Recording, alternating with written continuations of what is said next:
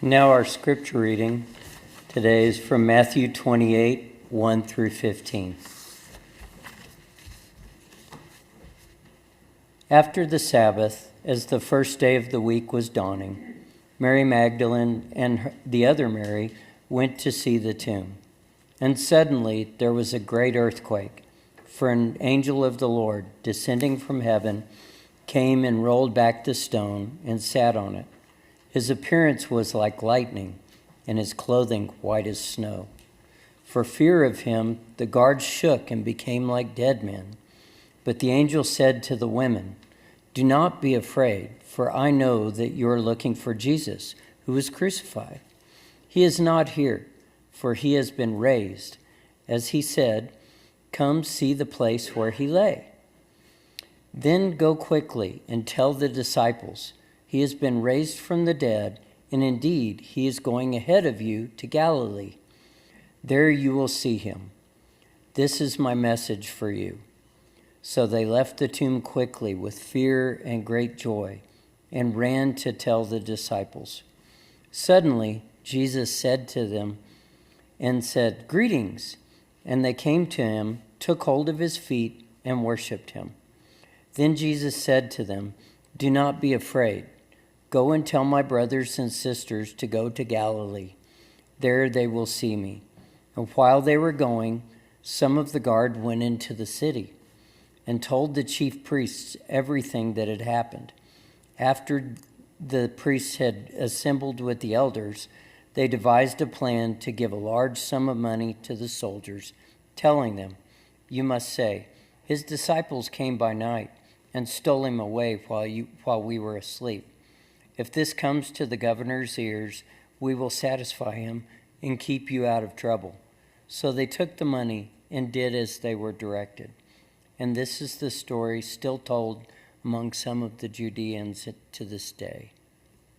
Praise be to God.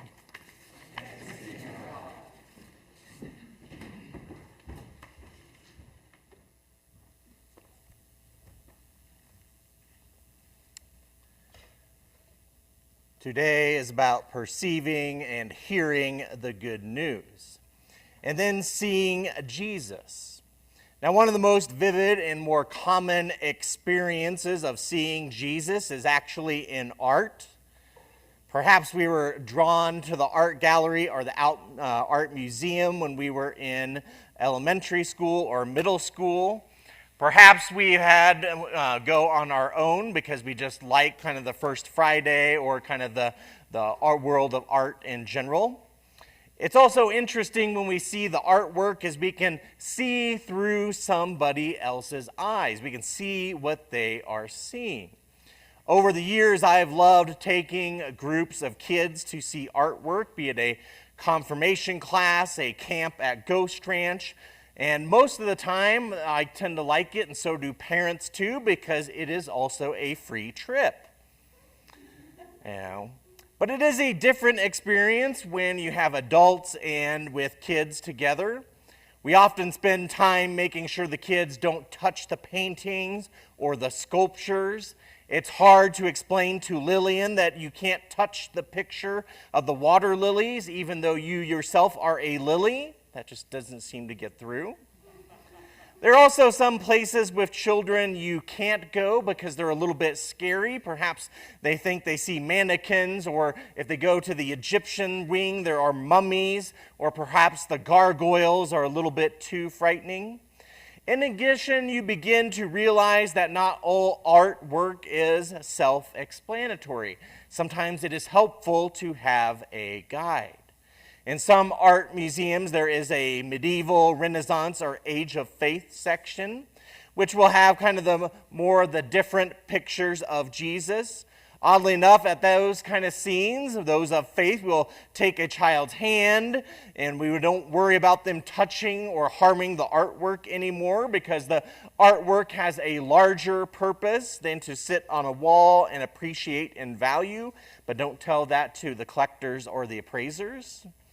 When you're in that kind of section, what is fun is whether you're in the church group or with some of your secular friends, us Christians always end up explaining that the picture of the little baby, the boy who is reading the scroll, the brave man facing the storm, the one teaching and walking, the one being hurt, the dead one, and then the shining picture of a man are all Jesus. That being said, we have to point out that sometimes the clueless ones, the frightened men, and the confident women are all his disciples. And when we tell these stories about those pictures, or we talk about Scripture, well, it's a good way to see Jesus.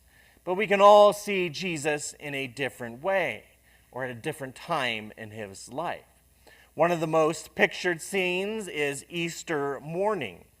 There are different artists that focus on that event. Some have women walking through kind of a mist-strewn garden.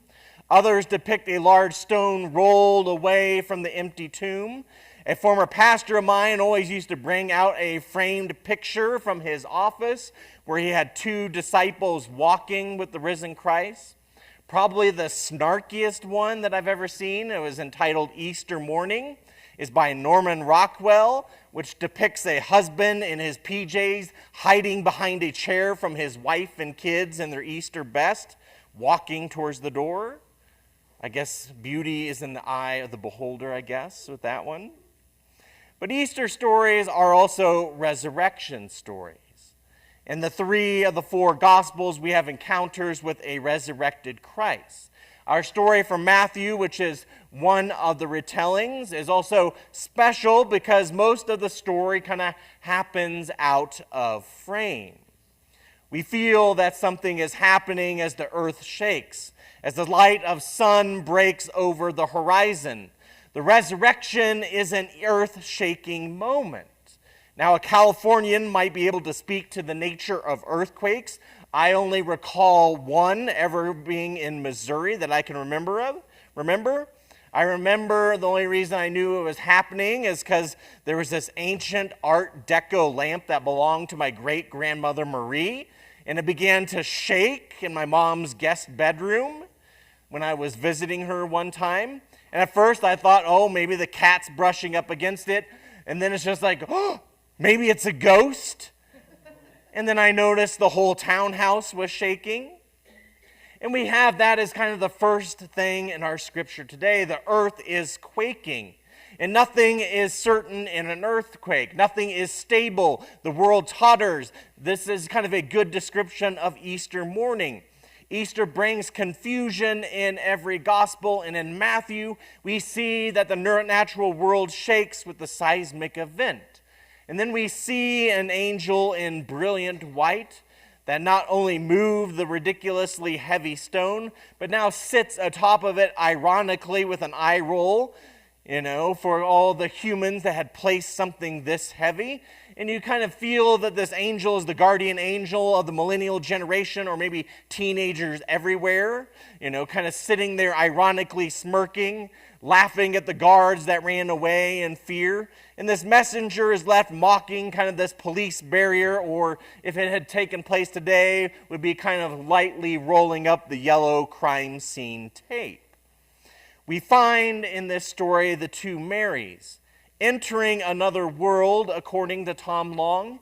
He says we don't know what these two women were talking about. They were going to seek their friend, and on the way to their tomb, instead, they discovered something much different. In the space it took to walk just down the road, the world had changed.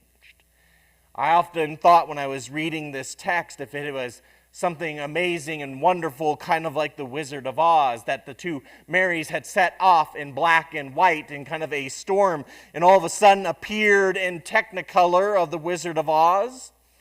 We can see that their life was full of grief, that it was stormy as black and white, and then all of a sudden you have the brilliant color of the radiant messenger sending the two bewildered women on a trip to tell the disciples that they were needed back in Galilee. Also, most important, they deliver this message that their dear friend's grave that they went to see is now gone. Jesus is not here or dead. He is on his way to meet them in a familiar place. Now, this is when people with collars on, academic robes, or ministers in general love to talk about theology. We like to show off that we have been trained systematically, which is still the best way to learn theology, even if in our day and age we tend to be less systematic. But sometimes it is better to learn by experience. That is why almost every Christian denomination celebrates Holy Communion on Easter. It was strange when about 6 years ago, when the pandemic shut everything down, when less than 2% of churches were meeting in person, that we kind of tried communion through Zoom, through the radio, or watching YouTube or Facebook or any of those other social streaming medias. And we all had kind of different wines. We had different breads. I think Welch's grape juice had their best-selling week that week. And it's also awkwardly as we took communion in a much different way. But we still wanted to experience Christ in our midst. Now, experience always beats second-hand knowledge. And I think Jesus knew this, and that's why he met the two Marys on the road that day. Matthew is the only gospel where Christ does not chide the women, his friends, for touching him, because those two women kind of fell to the feet. They believed, they worshiped Jesus right then and there. And yet he still kind of offered them to go meet with the other 11 disciples back in the Galilee. That is because of this strange kind of story in the Gospel of Matthew. We also have kind of this interesting play where we have kind of this sideshow happening with the guards, where the guards go and they report what has happened. Then the powers that be try to spread propaganda or disinformation. And we see that this is plainly a lie about what happened this morning. Now we know this is kind of true because the penalties were stiff for soldiers or guards. If you fell asleep, if you let somebody go, you would suffer the fate of those that you had guarded. And so it's interesting that you have kind of this dual thing where the two Marys, these two women, are spending off spreading the good news that is true, and you have another group who has been paid to spread a lie. And so it sets up this thing of which one will be believed. When it comes to resurrection, though, there tends to be two types of people. Those who want to talk about it a lot and all the time, and there are those who don't want to talk about it at all. And there are two lessons we can kind of carry away from this. First is kind of the goofy greeting of the angel, and let's admit, the strangest thing about the angel is he is always saying to people who is just frightened that he tells them not to be afraid, which is almost impossible to do. Yet on Easter, we are reminded if we are afraid of death, that we now do not have to be afraid at all. Second is whether we are skeptical of the messenger. Sometimes people are too adamant. Are we scared of the message or are we scared of the messenger?